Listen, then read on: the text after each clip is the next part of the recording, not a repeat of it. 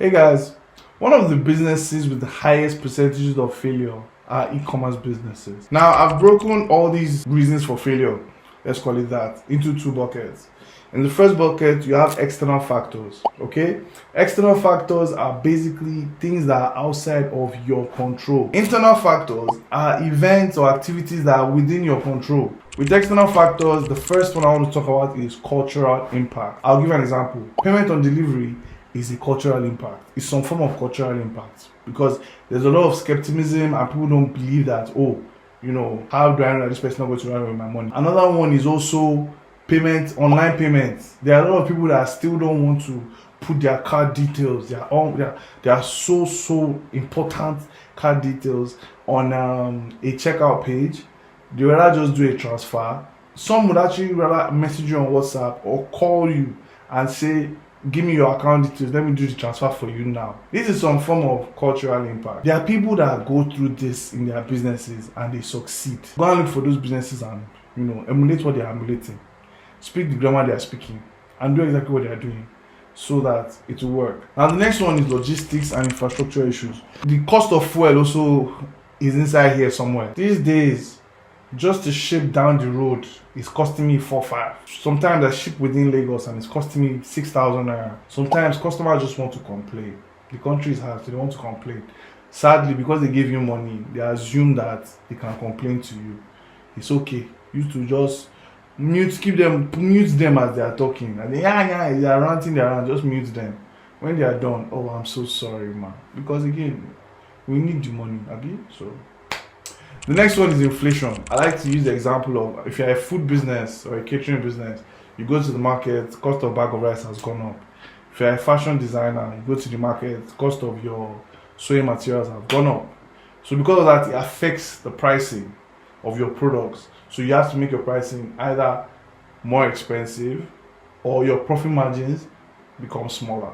So this is an external factor because there's nothing you can do about inflation. After inflation, there's something called the purchasing power of the customer. I have a piggyvest report video where in that particular video, the average Nigerian customer, based on the sample size that they took, earned between 100 to 250,000 naira. When you are pricing your products, just always have that in mind because if your products are too expensive, you are the only one that will use the product. Next one is currency devaluation. This is one of the worst ones. This is one of the most painful ones. And this is for people that do a lot of buying and selling, hair, clothes, things like that. You buy from Vietnam, you buy from China, you buy from Dubai, all those places. Now the problem is when you bought those things, you bought that they pegged or fixed cost of dollar. Let's say dollar was 1.5. By the time you sold out and you go back to replenish your products or repurchase, dollar has now gone to 1.7 or 1.8. This is something that has happened to me it happened to me a lot this year, and I had to change my prices for certain products 4 times. And every time I always had to send an email out to explain to people that this is why this product is changing. So please don't fight me. Don't fight me. Hopefully you will not lose it as a customer. Right? Those are the kind of things I had to do. But again, it's an external factor. And these are things that lead to failure. So what you need to do as a business is you can reprioritize what you're selling. So instead, if you had a very wide range of products you were selling, let's say you were selling 10 or 15 different products, maybe you want to prioritize just 5 of your best sellers, and you let them know that, guys, this is the 5 best sellers that we currently have available, and the reason why we're doing this is so that we can maintain our pricing and be more profitable for you. Now let's talk about internal factors. Remember, I told you guys, internal factors are the ones within your control. Okay, so you can actually improve on these ones anytime you like. You can improve on it today. So after watching this video, you can go and improve your business today. Now the first thing you want to look at is vision and mission. I'm always shocked how many businesses actually don't understand the vision and mission of their business. Some people just say that, oh, because I sell shoes, I'm just trying to sell shoes for the year. I'm just trying to make money. I'm just trying to, and that's the reason why that's the reason why a lot of people fail, because there's no ambition, there's no goal, there's no target, there's no path, there's no roadmap to where you're going to. And that's why a vision is very, very, very, very essential for. A vision is where you see your business and yourself and the part you play in that business in the next 5 years, 10 years. You want to build a business that can stand the test of time. You want to build a business where in the next 10 years, this business will be rivaling the likes of Gucci, even though it came from an African background or the African continent. This my pieces will be worn by superstars on a global scale. That's your vision, right? Now the mission is how you achieve that vision. So if you want something high end, you're trying to do something high end, high quality, your mission is very, very straightforward. You make sure that everything that comes out from your production house is given the highest amount of quality checks possible. All right, how do you put those quality checks in place? This is how you begin to break your mission down into the nitty gritty. Next one is product strategy. Now product strategy, there are so many ways to look at it, but the way I'm going to look at product strategy in this particular conversation is your demand versus supply analysis. Are you selling a product that is in demand? Are you selling a product that has enough supply? Are you selling a product that is saturated? Okay, now let me break this down. If you're selling a product that there's a lot of demand but no supply, you are going to make a lot of money. Trust me, it just makes sense. If you're selling a product that there's a lot of supply but no demand, it makes no sense. The person will fail, not you. It's just because I don't know how else to put it. Now, if you're selling a product where you believe is a saturated market, you can niche down that product. So, for example, you sell glasses, right? That's what you sell. A lot of other businesses sell sunglasses.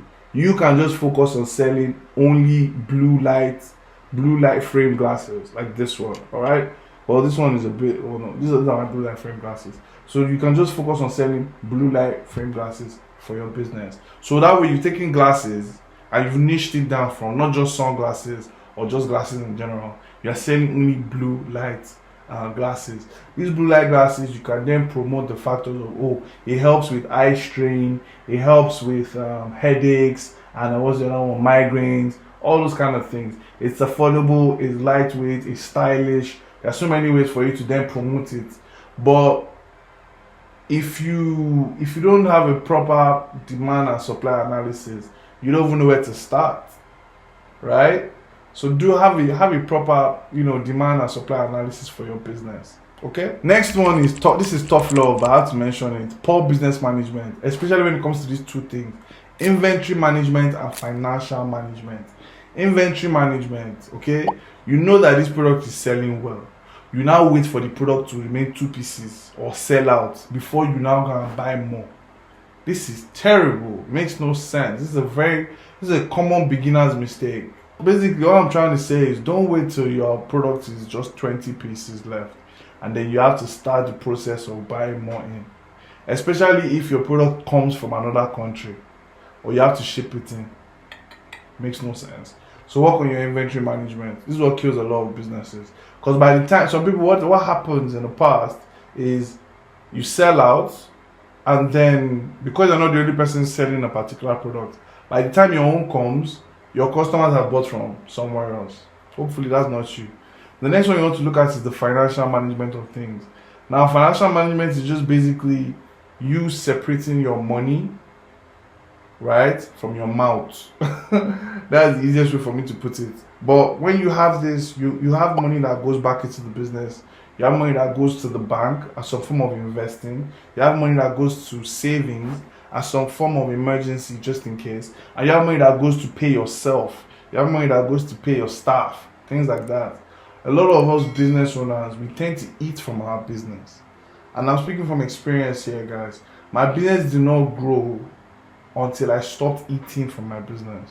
My business started to pay me. If my business started to pay me a salary, granted the salary wasn't great, but tough times. Tough times never last. Only tough people do.